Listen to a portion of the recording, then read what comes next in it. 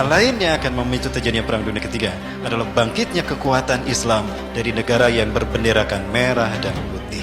Kekuatan merah putih ini akan menjadi kekuatan Perang Dunia. Jangan salah, tidak akan sedikit nanti mereka yang datang ke Indonesia apabila Indonesia chaos. Beberapa mujahidin Timur Tengah berkata kepada saya, mereka mengatakan, Ayuhal ikhwati muslimin al-Indonesia, intah dusun mahlaka fi biladikum, fantaziru hudurana. Hai Muslim Indonesia, jika perang terjadi di negara kalian, tunggulah kehadiran kami mujahidin seluruh dunia. Itu tidak lama lagi akan terjadi. Ingat, para ulama kita sudah dikebiri. Ini akan ada kemungkinan leluasa bagi rezim untuk makin menekan kita umat Islam. Aksi kita berikutnya akan lebih dahsyat, maka persiapkan nama-nama kita untuk aksi bela Islam berikutnya, karena ini pasti episode akan lebih seru lagi. Betulkah demikian? Kita tunggu apa yang Allah kehendaki. Selamat datang di Indonesia akhir zaman, dan selamat datang di Perang Dunia Ketiga.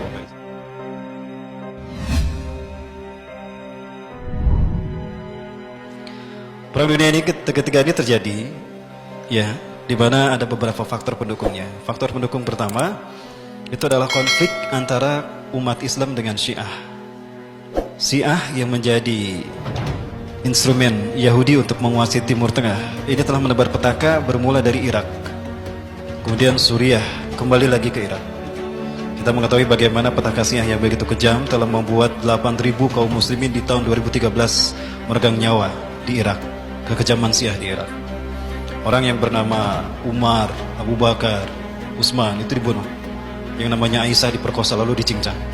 Ada yang dibakar hidup-hidup karena namanya Muhammad.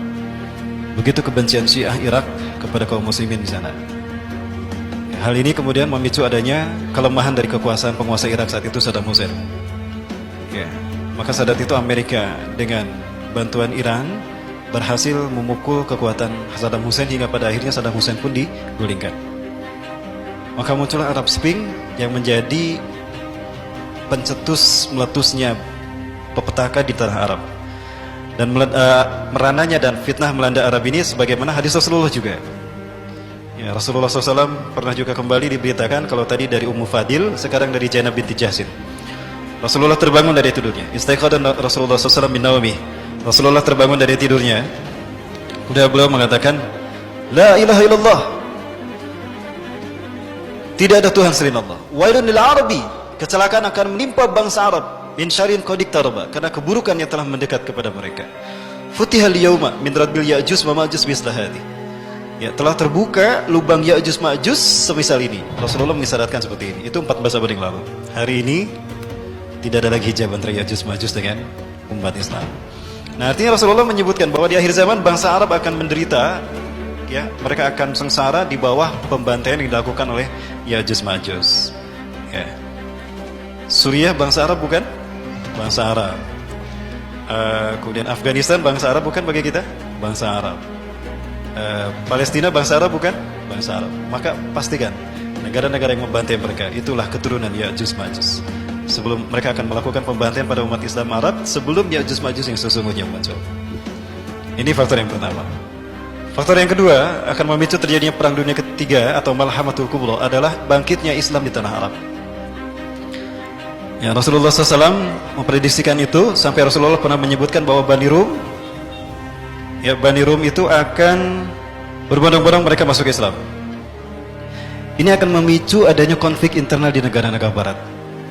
Ya, sehingga para penguasa yang mereka zalim dan anti-Islam dan mereka fobia terhadap Islam, mereka akan bersatu. Hal inilah yang akan memicu pada akhirnya terbentuknya 80 persekutuan negara yang mereka akan menyerang pusat kebangkitan Islam nanti. Jadi mereka tidak akan menyerang bangsa-bangsa kaum muslimin yang ada di Eropa. Mereka tidak akan menyerang umat Islam yang ada di Asia terlebih dahulu, tidak. Tapi akan mereka serang adalah pusat kebangkitan Islam nanti. Di mana pusat kebangkitan Islam itu akan terjadi? Rasulullah SAW menyebutkan, Fustatul muslimin yauma malhamatil kubra fi makanin yuqalu lahu Qutah fiha madinatun yuqalu laha Damaskus atau Damaskus. Pusat kekuatan umat Islam nanti, pusat pemerintahan umat Islam di akhir zaman nanti, di Perang Dunia Ketiga sebelum hari kiamat adalah sebuah tempat yang bernama Qutah. Dan dia di sana ada sebuah kota yang bernama Damaskus. Ya. Nah, artinya apa? Jika Islam nanti disebutkan Rasulullah akan bangkit di sana, maka yang mereka serang adalah pusat kebangkitan Islam itu. Dengan tujuan menghentikan laju kebangkitan Islam. Inilah alasan makanya Suriah dikuasai oleh mereka. kembali yang digunakan oleh Barat untuk menghancurkan Suriah bukan mereka melakukan invasi langsung, tapi Syiah yang mereka manfaatkan. Tadi saya sampaikan, faktor yang pertama yang memicu terjadinya konflik di dunia Timur Tengah, yang akan memicu terjadinya perang dunia adalah kezaliman orang-orang Syiah kepada Muslim di Irak, kemudian menyebar ke Suriah. Sadarkah kita Bapak sekalian, jika ini terjadi, ini merupakan pertanda dari telah dekatnya perang dunia itu, bahkan kita sudah memasukinya. Ya, Rasulullah menyebutkan ciri perang dunia itu akan terjadi, malhamatul kubra itu terjadi adalah la taqumu sa'atu hatta yatahawalu syiradu ahli Syam ila al-Iraq wa hyaru ahli al-Iraq ila Syam. Kiamat tidak akan terjadi sehingga seburuk-buruk orang Syam, seburuk-buruk orang Suriah akan hijrah ke Irak, dan sebaik-baik orang Irak akan hijrah ke Suriah. Konflik yang terjadi di Suriah akan menyedot orang-orang terbaik dari luar Suriah berkumpul di sana. Dan dia sekaligus akan melempar, akan mengusir orang-orang buruk yang ada di Suriah. Kasus Suriah ini telah menunjukkan pada kita bahwa ini telah terjadi. Berarti kita berada di gerbang kiamat. Ada kemungkinan justru kita sedang berada di perang dunia itu sendiri, tapi kita tidak menyadarinya. Ya, jadi faktor yang pertama tadi adalah meningkatnya konflik Muslim Syiah, bukan Sunni Syiah ya, karena kalau Sunni Syiah berarti Syiah bagian dari Islam. Ingat, Syiah bukan Islam Bapak Ibu, tapi Syiah itu kafir, syirik. Saya yakin yang dimaksudkan Rasulullah SAW ketika bangun dari tidurnya dan mengatakan wailun lil arabi min syarrin qad iqtaraba, kecelakaan akan menimpa bangsa Arab karena keburukan yang telah mendekat kepada mereka. Futihal yauma min radbil Ya'juj wa Ma'juj mislahati, telah terbuka lubang Ya'juj Ma'juj seperti ini. Pembukaan bagi petaka Ya'juj Ma'juj menimpa Arab dibuka oleh mereka-mereka ini. Dan untuk mewujudkan ini di wilayah Asia, maka Iran melakukan kerjasama dengan pemimpin tertinggi di negara Asia, salah satu negara terkuat Asia. Iran bersama-sama dengan rezim di tanah air ini akan membangun peradaban dunia. Inilah langkah-langkah the New World Order. Maka pemicu terjadinya perang dunia ketiga adalah tekanan dari rezim yang zalim kepada negara, kepada rakyat yang mayoritas Muslim, kepada umat Islam. Hal ini memicu munculnya resistensi dari rakyat yang beragama Islam menentang mereka. Di saat itu rakyat sadar kalau virus demokrasi telah ternyata adalah virus yang membahayakan bagi umat Islam, dan dia telah ditunggangi oleh rezim untuk semena-mena menekan dan membantai rakyatnya sendiri. Ini akan menjadi faktor terakhir yang memicu perang dunia ketiga. Kenapa Suriah dikuasai secara cepat? Yang dikedepankan bisa siapa saja. Isunya bisa terorisme, isunya bisa ada fraksi-fraksi jihad di sana. Tapi sebetulnya intinya Suriah dihancurkan karena mereka yakin Nabi Isa tidak lama lagi akan turun di Aleppo. Ingat Rasulullah bersabda, taqarrabaz zamanu linuzuli Isa bin Maryam fiikum. Sungguh telah dekat turunnya Isa bin Maryam di tengah-tengah kalian. Hakaman adlan, sebagai hakim yang adil. Fayaksirus saliba, beliau akan menghancurkan salib. Wa yaqtulul khinzira, beliau akan membunuh babi. Wa yadul jizyah, beliau akan menghapuskan pajak. Wa yafidul mal hatta la yaqbalu ahadun. Harta akan melimpah ruah sehingga tidak ada seorang pun yang menerimanya. Wa yanzilu alal manaratil bayda, beliau akan turun di masjid bermenara putih. Di mana itu? Syarqiyah Damaskus, di Damaskus Timur. Di manakah Damaskus Timur? Aleppo. Jadi satu-satunya alasan yang logis bagi saya, kenapa Aleppo dibantai begitu saja? Karena mereka yakin kalau Nabi Isa waktu turunnya segera tiba untuk turun di Aleppo. Saat itu umat Islam akan dipimpin oleh Imam Mahdi. Mereka cari kemana nih larinya Imam Mahdi? Oh, ternyata Imam Mahdi larinya ke Qatar. Kenapa harus Qatar? Satu, Qatar dari dulu terkenal sebagai negara yang rajin memberikan bantuan kepada negara-negara yang terzolimi. Hamas, Afghanistan, Al-Qaeda, perjuangan Al-Qaeda di Somalia itu tidak terlepas dari kontribusi Qatar dalam memberikan bantuan dana. Qatar juga memberikan pintu terbuka lebar, membuka pintu lebar-lebar bagi para pejuang yang mereka tertekan di negaranya untuk tinggal dengan aman di Qatar. Pejuang-pejuang Ikhwanul Muslimin, pejuang-pejuang Mujahidin Hamas, Izzuddin Al-Qassam, tidak sedikit mereka yang tinggal di Qatar. Yusuf Qaradawi, Syekh Yusuf Al-Qaradawi, beliau justru membuka kantornya Al-Quds Institution itu di Qatar. Lupakah kita? Rasulullah SAW pernah menyebutkan kalau Imam Mahdi keturunan dari Hasan ini, klannya tinggal di Qatar. Raja Qatar sebetulnya adalah keturunan Bani Tamim.